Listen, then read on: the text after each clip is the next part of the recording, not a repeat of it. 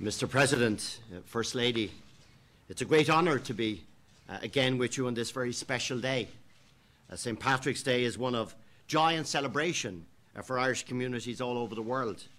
It's a time when members of the extended Irish family and friends express pride in our homeland and in the bonds that tie us to Ireland. Nowhere is this more true than in the United States, where Irish heritage has been fostered and cherished for generations. Mr. President, we're very honoured to again share this special Irish Day with you here at the White House. This symbolic ceremony of the presentation of Shamrock epitomises the enduring ties between Ireland and the United States. Today provides a unique opportunity to celebrate our shared heritage, as well as the strength and diversity of our bilateral relations, which continue to prosper and evolve in an ever-changing world. The Shamrock, President, was originally used by St. Patrick as a Christian symbol of unity. It has also become an emblem worn with enormous pride by people of Irish descent and friends of Ireland, wherever they may be. And this is a heritage and symbol of inclusion that we are proud to share with all traditions on the island of Ireland, in the United States, and indeed today around the world. Mr. President, today we also acknowledge the true and constant friendship which we received from this country for the efforts to secure peace and stability in Northern Ireland. Your even-handed support and wise counsel continues to be an invaluable resource to us in our search for lasting peace. As you know, we were very close last December to bringing an end to the journey we first began with the signing of the Good Friday Agreement in April of 1998.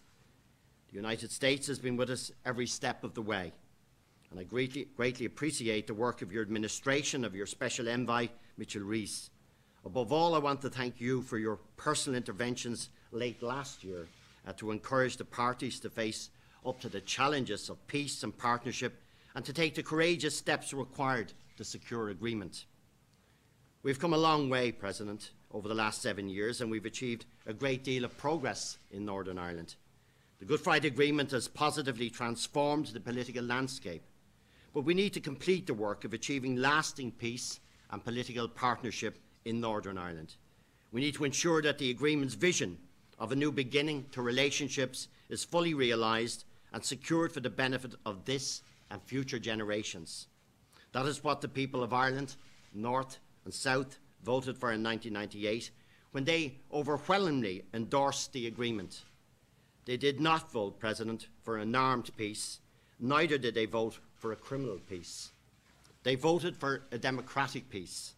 With your continued support and encouragement, Mr. President, we will deliver that outcome. My government remains as fully committed today as we were in 1998 to making the Good Friday Agreement work. Recent events have damaged confidence, but they've also crystallised what must now be done to finalise the process and achieve stable partnership government in Northern Ireland. Partnership politics requires all parties to play their part. But if trust and confidence is to be established, tangible evidence of commitment to a democratic peace is essential. The political conclusion envisaged by the agreement can only be realised when those who aspire to share in government have brought definitive closure to paramilitary capability and activity, including all forms of criminality. Mr. President, in our continuing efforts to implement the agreement and achieve political progress in Northern Ireland, I know I can count on your continued support. We in Ireland deeply appreciate your generosity, your friendship and the goodwill and encouragement of the United States. I'm very pleased, therefore, to present you with this shamrock as a token of our esteem and heartfelt gratitude for all that you, Mr. President, and the United States have done for my country and for all the people of Ireland. Thank you.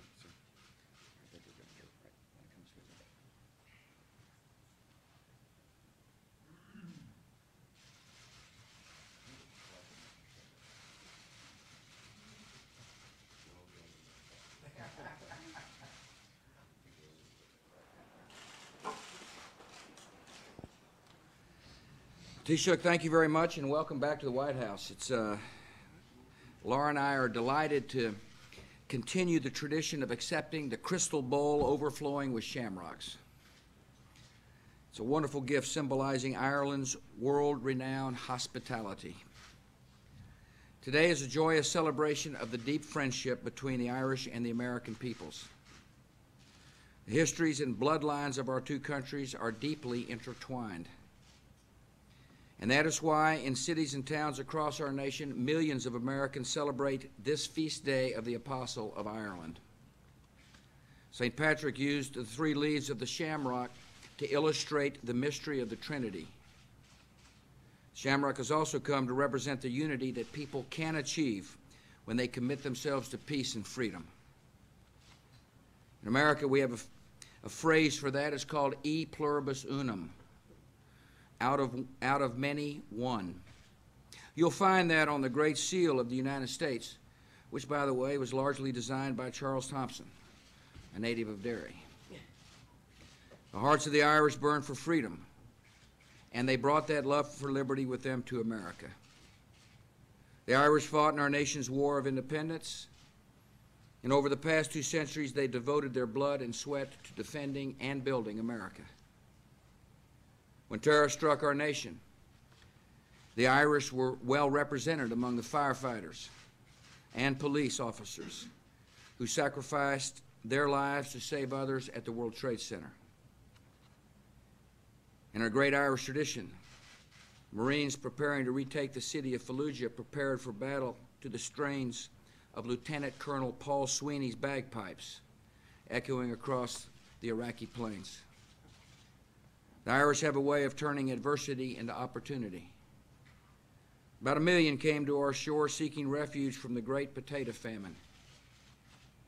Once they came, they built and they toiled and they produced. They constructed railroads and great cathedrals. They even helped build the U.S. Capitol. They added to our literature with the genius with their words. And of course, few even entered politics. The Irish talent for statesmanship has been evident on both sides of the Atlantic. And today we're proud to welcome a friend of peace and a friend of freedom, my good friend Bertie Ahern. As Prime Minister, I want to thank you for your tireless work in the struggle against terrorism on St. Patrick's Island. I appreciate your leadership. I appreciate your strength of character. I appreciate your vision. It takes courage to walk the path of peace. And your leadership, Mr. Prime Minister, is appreciated not only in your nation, but in ours as well. As you work for peace, our government and the American people will stand with you. Today, America and Ireland are united in many ways.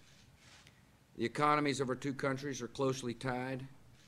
We're working together to bring freedom and justice to Afghanistan and the Balkans and other countries that have not known it.